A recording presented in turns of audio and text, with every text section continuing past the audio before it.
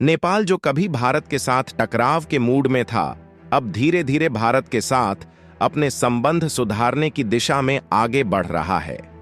ऐसा कहा जाता है कि किसी भी व्यक्ति या देश को सच्चाई तब तक समझ में नहीं आती जब तक कि उसे उसके सबसे बड़े सहयोगी या मित्र से अप्रत्याशित झटका न मिले। यही स्थिति नेपाल के साथ भी हुई है, क्योंकि 1 महीने पहले नेपाल के नए पीएम केपी शर्मा ओली ने चीन का दौरा किया और यह पहली बार हुआ कि नेपाल का कोई प्रधानमंत्री सीधा भारत में न आकर पहला दौरा चीन का किया और साथ ही चीन के बेल्ट एंड रोड इनिशिएटिव यानी कि BRI प्रोजेक्ट में शामिल हो गए, जिसके तहत चीन अपने जाल में नेपाल और श्रीलंका जैसे छोटे मोटे पड़ोसी देशों को फंसा आता रहता है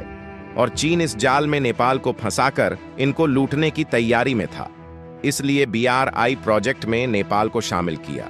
लेकिन अब नेपाल की भी परिस्थितियां बेकाबू हो चुकी हैं और उनके देश में महंगाई आसमान की 7वीं ऊंचाई को छू रही है और ऐसे में हो यह रहा है कि चीन नेपाल का साथ नहीं दे रहा है, जिससे नेपाल को अब भारत के सामने हाथ फैलाना पड़ रहा है। और खबर निकल कर आ रही है कि नेपाल के द्वारा भारत से लंबी मांग करने के बाद 2 साल से लगे लंबे प्रतिबंधों के बावजूद भी भारत ने कोई थोड़ा बहुत नहीं बल्कि 2 लाख टन गेहूं नेपाल भेजने का फैसला ले लिया है।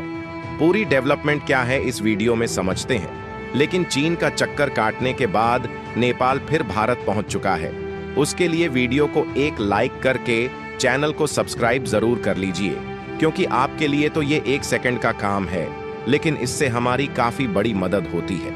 दरअसल देखा जाए तो आज के समय में दुनिया के कई देशों के सामने एक बहुत बड़ी समस्या खड़ी हो रही है और वह समस्या है खाने पीने की वस्तुओं और अनाजों की।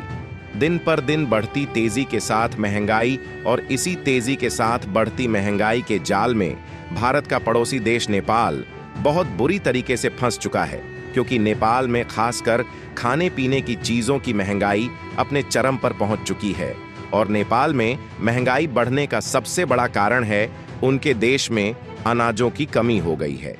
जी हां दोस्तों, रिपोर्ट निकल कर आ रही है कि नेपाल में अनाजों की भारी कमी हो गई है। नेपाल वर्तमान में आर्थिक चुनौतियों का सामना कर रहा है, जिससे आवश्यक वस्तुओं का इंपोर्ट भी नहीं हो पा रहा। और आपको बता दें कि नेपाल में खाने पीने की वस्तुओं की इतनी ज्यादा कमी हो गई है कि जल्द ही उन्हें अनाजों की खेप नहीं मिली तो आम जनता में भी परिस्थितियां और भी ज्यादा बेकाबू हो सकती हैं। लेकिन पूरे नेपाल में अनाजों की भारी कमी हो उससे पहले यह पहुंच चुके हैं भारत की शरण में, जहां उनके द्वारा डिमांड की जा रही है कि भारत गेहूं और बाकी के अनाज भारी भरकम मात्रा में एक्सपोर्ट करके इनकी मदद करें, ताकि यह अपने देश की जनता का पेट भर सके और महंगाई को कंट्रोल कर पाए। लेकिन जब जरूरत पड़ी है तो यह भारत से मदद मांग रहे हैं, जबकि 1 महीने पहले की बात है जब यह भारत के साथ ही खेल खेलने की शुरुआत कर चुके थे। दरअसल इस समय नेपाल के पीएम बने हैं केपी शर्मा ओली, जिन्हें चीन का समर्थ था और भारत का विरोधी माना जाता है, क्योंकि जैसे ही यह पीएम बने तो इन्होंने भारत से द्विपक्षीय व्यापार बढ़ाने के लिए बातचीत नहीं किया और नेपाल ने भारत के बजाय सीधे चीन का रुख किया और वहां जाकर belt and road initiative BRI project का हिस्सा बन गया। यह कदम नेपाल के रुख को साफ दिखाता है कि वह आर्थिक और व्यापारिक मामलों में चीन के साथ अधिक नजदीकी बढ़ाना चाहता है। हालांकि लंबे समय से भारत ने नेपाल को आर्थिक और व्यापारिक मदद दी है, लेकिन चीन के BRI प्रोजेक्ट में शामिल होकर नेपाल ने भारत को स्पष्ट संदेश दिया कि वह चीन के साथ मिलकर काम करने का इरादा रखता है।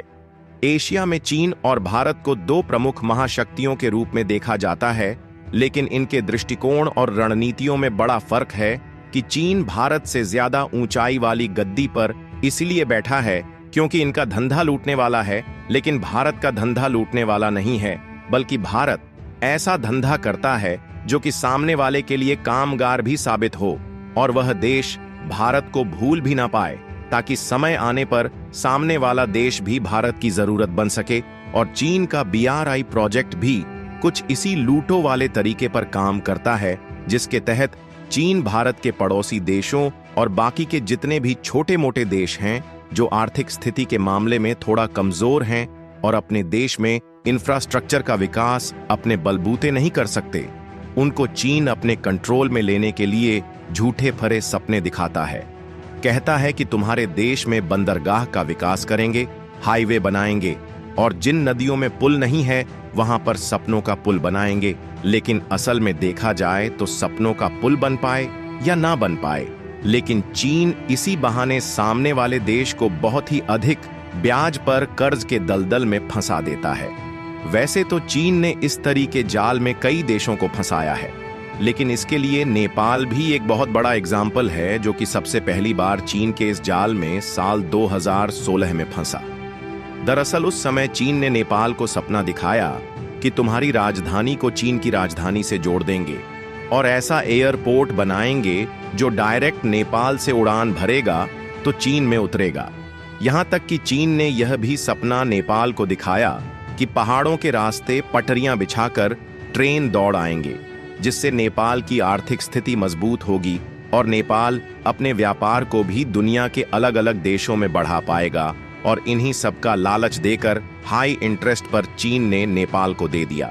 $215 मिलियन का कर्ज, और चीन ने नेपाल के ऊपर $215 मिलियन के कर्ज को तो लाद दिया, लेकिन इसका इस्तेमाल करके चीन की कंपनियों ने पोखरा एयरपोर्ट बनाना शुरू किया, लेकिन वह भी पूरी तरह से बनकर तैयार भी नहीं हो पाया। और यह भारत के लिए रणनीति खतरा था कि भारत के बगल में एयरपोर्ट बनाने के बहाने चीन एंट्री मार रहा है, क्योंकि भारत को यह बात मालूम थी कि अंत में नेपाल कर्ज नहीं चुका पाएगा और इस पर कंट्रोल चीन का ही होगा। हालांकि ऐसा तो पहली बार हुआ जब नेपाल चीन के जाल में फंसा था, जिसका कर्ज अभी भी इनके ऊपर लदा हुआ है। लेकिन हाल ही में उनके द्वारा यही हरकतें और गलती दोबारा से की जा रही थीं। लेकिन बीच में इनको भारत की याद आ गई, और भारत की याद इन्हें आ रही है अनाजों को खरीदने के मामले में, क्योंकि ओवरऑल नेपाल का जितना भी व्यापार होता है उसमें से 65% व्यापार अकेले भारत के साथ होता है, चाहे चीनी और चावल की बात की जाए या फिर गेहूं और दाल की। यह सभी अनाज भारत ही नेपाल को भेजता है। तो ऐसे में नेपाल का काम चीन से भला कहां चलने वाला था, क्योंकि आप जानकर हैरान हो जाएंगे कि टोटल नेपाल के साथ भारत का बायलेट ट्रेड लगभग $8 बिलियन का है, लेकिन उसमें से भी केवल $50 लाख के सामानों को हम लोग नेपाल से खरीदते हैं। बाकी $7.5 बिलियन के सामानों को खुद नेपाल भारत से लेता है। लेकिन भारत ने पिछले 2 साल से नेपाल जैसे बाकी के देशों के लिए गेहूं के एक्सपोर्ट पर रोक लगाया है, ताकि हम घरेलू कीमतों को भी कंट्रोल कर पाए। लेकिन साल 2023 में काफी बार नेपाल ने भारत से गेहूं की मांग की, तो भारत ने लगभग 1 लाख टन गेहूं को नेपाल भेजा था, और एक बार फिर से उनके द्वारा गेहूं की काफी ज्यादा डिमांड करने के बाद भारत ने 2 लाख टन गेहूं एक्सपोर्ट को मंजूर किया है। लेकिन सवाल खड़ा होता है कि भारत नेपाल की मदद क्यों कर रहा है, जब नेपाल भारत को कुछ समझता ही नहीं। तो इसका सबसे पहला कारण यह है कि भारत अगर नेपाल की मदद नहीं करेगा तो उनकी परिस्थितियां बिगड़ने से चीन का दबदबा और भी ज्यादा बढ़ जाएगा। और 15 से 20 लोग नेपाल में भारतीय हैं, तो उन्हें भी ध्यान देना है। इसलिए भारत ने 2 लाख टन गेहूं को एक्सपोर्ट करने का फैसला लिया है। इसके बदले में अनुमानों के मुताबिक नेपाल की तरफ से भारत को लगभग 500 करोड़ रुपए मिल सकते हैं। बाकी आप लोगों का भारत के फैसले पर क्या सोचना है? अपनी राय कमेंट में जरूर बताएं, और इस वीडियो को एक लाइक करके अपने मित्रों तक शेयर जरूर करें, ताकि उन्हें भी जानकारी मिल सके। इसी तरह और भी नॉलेजेबल वीडियो देखने के लिए चैनल को सब्सक्राइब करके बेल आइकन को ऑल पर जरूर सेलेक्ट करें। जय श्री राम।